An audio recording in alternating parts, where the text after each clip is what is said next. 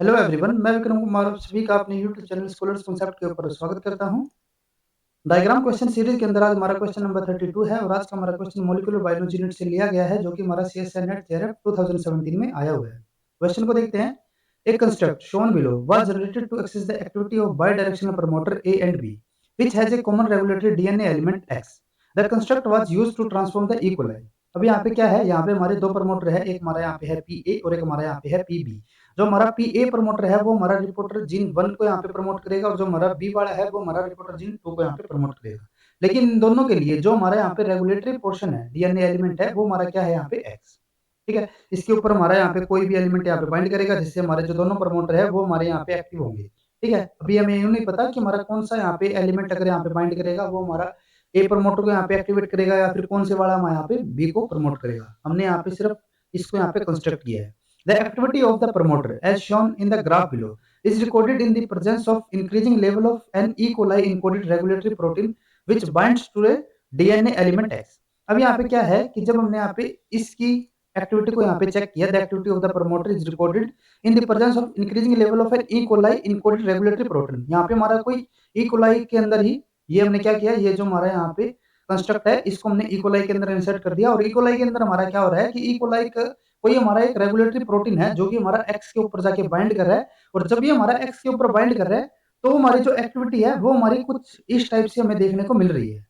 ठीक है, अब इसके अंदर अगर हम यहाँ पे इसको एनालाइज करते हैं तो इसके अंदर हमारा क्या है कि पहले तो हमारी जैसे हमारा जो increasing level of regulatory protein है, स्टार्टिंग में हमारा क्या होगा कि जो हमारा रिपोर्टर जीन 1 है ना उसकी हमारी यहाँ पे एक्टिविटी होगी, लेकिन वो हमारी क्या हो जाएगी, वो हमारी यहाँ पे डिक्रीज होना स्टार्ट हो जाएगी। जैसे ही हमारी ये डिक्रीज होगी तो जो हमारी यहाँ पे रेगुलेटरी 2 जीन की जो एक्टिविटी होगी वो हमारी यहाँ पे इंक्रीज होना स्टार्ट हो जाती है। यानी कि पहले हमारा कौन सा होगा यहाँ पे, इनिशियली हमारे यहाँ पे जो पी ए है, रिपोर्टर जीन 1 है ना, तो यानी कि पी ए हमारे यहाँ पे एक्टिव होगा।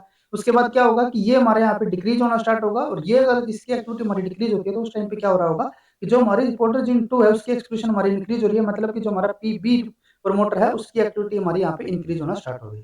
ठीक है, यानी कि एक दूसरे से हमारे अपोजिट चल रहे हैं। जब हमारा पी ए यहाँ पे एक्टिव होगा तो हमारा पी बी नहीं होगा और जब हमारा पी बी होगा तब हमारा पी ए नहीं होगा। और इनिशियली हमारा यहाँ पे कौन सा एक्टिव रहता है, उस टाइम पे हमारा रहता है पी ए वन, सबसे इनिशियली अगर मैं यहाँ पे बात करते हैं।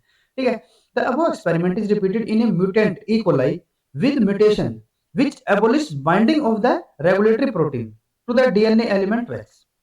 Which one of the following graph best depict the activity of the reporter gene in the mutant strand? अब यहाँ पे हमने क्या किया, यहाँ पे हमने जो हमारा एक्स था ना इसकी जो बाइंडिंग एफिनिटी थी, ठीक है, उसको हमने क्या कर दिया, एबोलिश कर दिया। Mutation which abolish the binding of the regulatory protein to the element X, यानी कि यहाँ पे जो हमारा रेगुलेटरी एलिमेंट एक्स के ऊपर बाइंड कर रहा था ना उसकी बाइंडिंग को हमने यहाँ पे क्या कर दिया, एबोलिश कर दिया, उसको हमने म्यूटेट कर दिया। और अगर हमारा ये म्यूटेंट हो जाता है तो उसकी वजह से जो हमारी एक्टिविटी है उसके ऊपर हमारा क्या इफेक्ट आएगा वो हमें यहाँ पे इन ऑप्शंस के अंदर में सिलेक्ट करना है। ठीक है, अगर हम यहाँ पे हमने क्या बताया था कि अगर हमारा यहाँ पे एक्स बाइंड करता था तो उस वजह से क्या होता था कि जो हमारा यहाँ पे रिपोर्टर 2 जीन था ना उसकी हमारी एक्टिविटी यहाँ पे इंक्रीज हो जाती थी।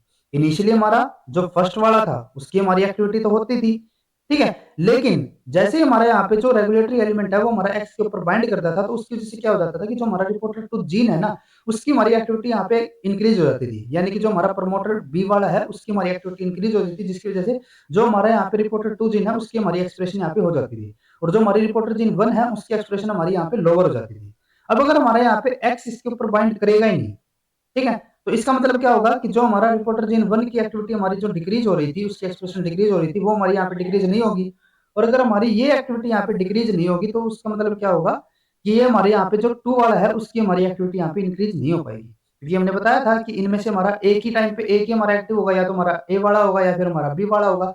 अब बी हमारा कब हो रहा था, जब हमारा यहाँ पे रेगुलेटरी एलिमेंट इस एक्स के ऊपर हमारा बाइंड कर रहा था। अगर हमारा ये बाइंड ही नहीं करेगा तो यानी कि ये हमारे यहाँ पे एक्सप्रेस ही नहीं होगा और हमारा सिर्फ ए वाला ही हमारे यहाँ पे एक्सप्रेस होता रहेगा। यानी कि जो हमारा रिपोर्टर जीन 1 है उसकी एक्सप्रेशन यहाँ पे होती रहेगी, लेकिन 2 वाले की हमारी यहाँ पे एक्सप्रेशन नहीं हो पाएगी।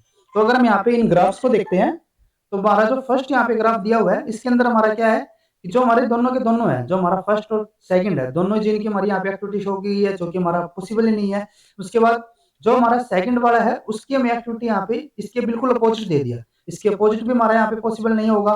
देन उसके बाद क्योंकि जो हमारी इनिशियल थी ना, ये हमारा करेक्ट यहाँ पे क्यों नहीं है, क्योंकि जो हमारी इनिशियली थी ना, इनिशियली भी हमारा क्या था कि जो हमारा रिपोर्टर जीन 1 है ना, उसकी हमारी एक्सप्रेशन हो रही है। तो यहाँ पे तो इन्होंने 2 की दिखाई है, तो ये भी हमारे यहाँ पे इनकरेक्ट है। नेक्स्ट उसके बाद किसी की भी यहाँ पे इन्होंने एक्टिविटी नहीं दिखाई, ना तो फर्स्ट की, ना ही सेकंड की, तो ये भी हमारे यहाँ पे इनकरेक्ट है।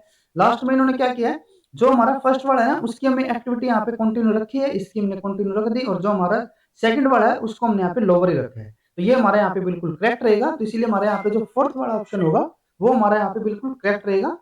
तो और बाकी के ऑप्शन हमारे यहाँ पे इनकरेक्ट होंगे। तो अगर आपको ये वीडियो हमारी यूजफुल लगी हो तो please like and share this video, और सीएसआईआर से रिलेटेड, डायग्राम रिलेटेड क्वेश्चंस करने के लिए please subscribe to our YouTube channel Scholars Concepts. Thank you.